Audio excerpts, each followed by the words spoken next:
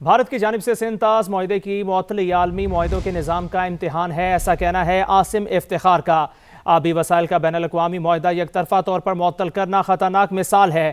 اگر آبی معاہدہ محفوظ نہیں تو کوئی بھی معاہدہ محفوظ نہیں۔ یک طرفہ اقدامات سے سرحدی اور تجارتی معاہدے بھی کمزور ہو سکتے ہیں۔ پانی کی تقسیم کا معاہدہ سیاست کی نظر ہوا تو عالمی اعتماد متاثر ہوگا۔ مشترکہ وسائل کے معاہدے کو نظر انداز کرنا بین الاقوامی اصولوں کے خلاف ہے۔ سنتاز معاہدہ دو طرفہ نہیں، عالمی نوعیت کا معاملہ ہے، ایسا کہنا ہے پاکستانی مندوب عاصم افتخار کا۔ اپڈیٹ کر رہے ہیں آپ کو اس خبر سے کہ پاکستانی مندوب عاصم افتخار کا کہنا ہے کہ بھارت کی جانب سے سنتاز معاہدے کی معطلی عالمی معاہدوں کے نظام کا امتحان ہے۔ آبی وسائل کا بین الاقوامی معاہدہ یک طرفہ طور پر معطل کرنا خطرناک مثال ہے۔ اگر آبی معاہدہ محفوظ نہیں تو کوئی بھی معاہدہ محفوظ نہیں۔ یک طرفہ اقدامات سے سرحدی اور تجارتی معاہدے بھی کمزور ہو سکتے ہیں۔ پانی کی تقسیم کا معاہدہ سیاست کی نظر ہوا تو عالمی اعتماد متاثر ہوگا۔ مشترکہ وسائل کے معاہدے کو نظر انداز کرنا بین الاقوامی اصولوں کے خلاف ہے۔ سنتاز معاہدہ دو طرفہ نہیں، عالمی نوعیت کا معاملہ ہے، ایسا کہنا ہے پاکستانی مندوب عاصم افتخار کا۔ بھارت کی جانب سے سنتاز معاہدے کی معطلی عالمی معاہدوں کے نظام کا امتحان۔ آبی وسائل کا بین الاقوامی معاہدہ یک طرفہ طور پر معطل کرنا خطرناک مثال ہے۔ اگر آبی معاہدہ محفوظ نہیں تو کوئی بھی معاہدہ محفوظ نہیں۔ گجرات پولیس کا بڑا سکینڈل بے نقاب کراچی کے تاجر کو مبینہ طور پر اغوا کیا گیا۔ انکاؤنٹر کی دھمکیاں دے کر اسے 3 کروڑ روپے لوٹ لیے گئے۔ نمائندہ سما ذوالفقار حیدر سے تفصیلات حاصل کرتے ہیں۔ ذوالفقار بتائیے کیا معاملہ ہے؟ جی، یہ گجرات پولیس کے اہلکاروں نے کراچی کے ایک تاجر سے کروڑوں روپے مبینہ طور پر رشوت لی، جس کا سکینڈل جو ہے وہ سامنے آ چکا ہے۔ اب پولیس اہلکاروں نے جو ہے وہ کراچی کے رہائشی شفیق صدیق نامی تاجر کو جو ہے وہ کراچی سے مبینہ طور پر اغوا کر کے سرائے عالمگیر لائے اور مبینہ طور پر کئی روز غیر قانونی حراست میں رکھ کر اسے بدترین تشدد کا نشانہ بناتے رہے اور مختلف اوقات میں تقریباً 3 کروڑ روپے جو ہے اس سے رشوت کی مد میں لوٹ لیے گئے اور بعد ازاں تاجر پر دفعہ 406 کے تحت ایک بوگس مقدمہ بھی درج کیا گیا۔ کراچی کے تاجر نے پولیس پر الزام لگایا ہے کہ غیر قانونی حراست کے دوران اسے بدترین تشدد کا نشانہ بنایا گیا۔ میڈیا پر خبریں چلنے کے بعد گجرات پولیس نے اپنے پیٹی بھائیوں کو گرفتار کرنے کا دعویٰ تو کیا ہے، لیکن ابھی تک تاجر سے لوٹی گئی 3 کروڑ روپے رقم جو ہے اسے واپس نہیں کروائی گئی۔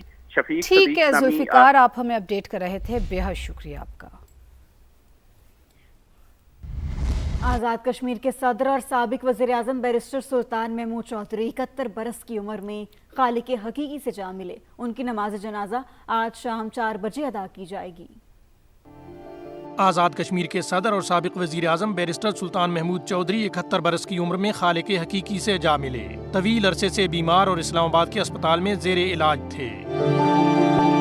بیرسٹر سلطان محمود چودھری 9 اگست 1955 کو چیچیاں میرپور آزاد کشمیر میں پیدا ہوئے۔ 1996 میں آزاد جموں و کشمیر کے وزیر اعظم منتخب ہوئے، جبکہ 2021 میں صدر آزاد کشمیر کا منصب سنبھالا۔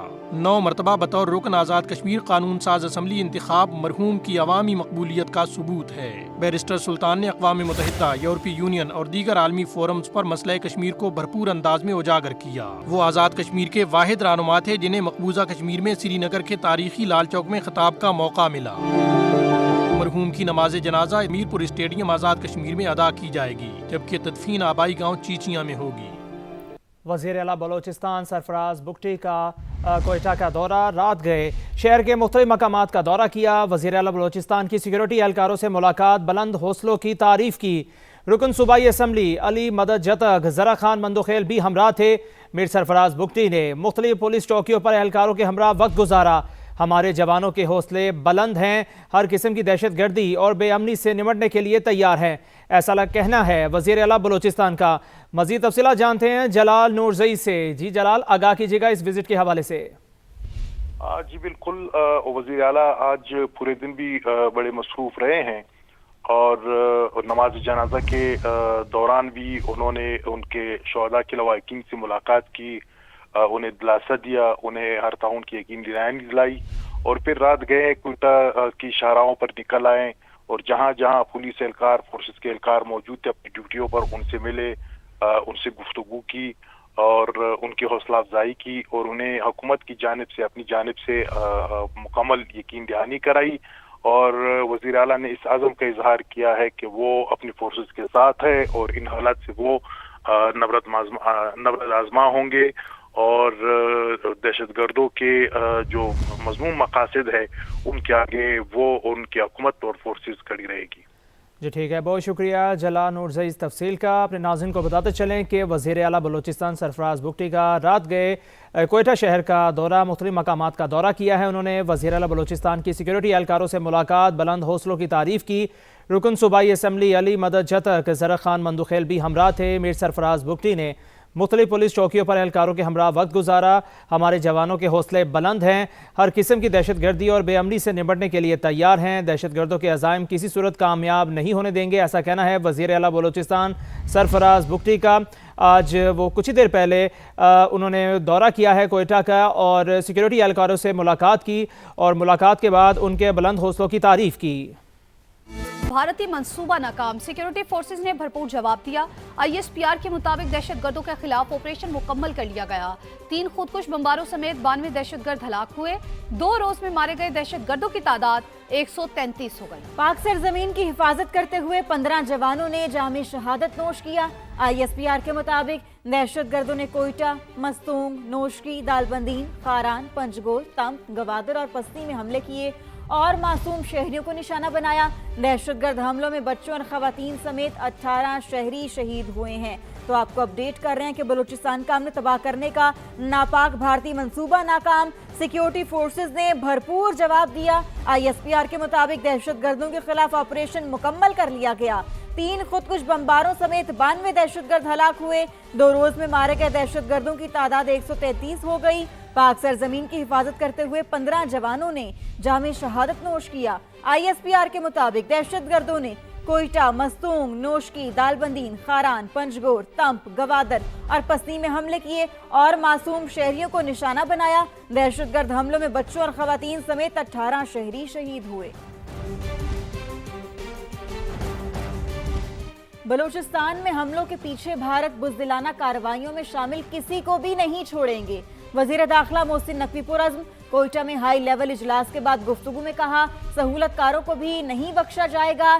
یہی وقت ہے کہ دنیا کو بتایا جائے کہ دہشت گردی کے پیچھے بھارت ہے. وزیر اعلیٰ بلوچستان سرفراز بگٹی نے بتایا کہ سیکیورٹی فورسز نے امن دشمنوں کو بھرپور جواب دیا. آپریشن مکمل کر لیا گیا ہے، تفصیلات آنا باقی ہیں. یہ دہشت گرد نارمل دہشت گرد نہیں ہے. India is behind those attacks. I can tell you for sure that India planned these attacks along with these terrorists. اور ہم آپ کو ایک چیز بتا دیں کہ ہم ایک ایک چیز کے پیچھے جائیں گے جو ان کے پیچھے ماسٹرز ہیں اور جہاں سے بیٹھ کے وہ آپریٹ کر رہے ہیں. ہمارے پاس تقریباً تمام چیزیں موجود ہیں and we will expose them in the world. دنیا کو اس ٹائم یہ بات بہت ضروری ہے پتہ چل جائے کہ اس ٹائم مین ملک جو دہشت گردی کے پیچھے ہے وہ بھارت ہے. واقعے کے حوالے سے ابھی تفصیلات جو ہیں وہ آنا باقی ہیں. آپریشن تو تقریباً مکمل ہو گیا ہے لیکن تفصیلات کا آنا باقی ہے. میں سمجھتا ہوں کہ سیکورٹی فورسز نے جو ریبٹل دیا ہے، جو ریسپانس دیا ہے، دیٹ از سپرب.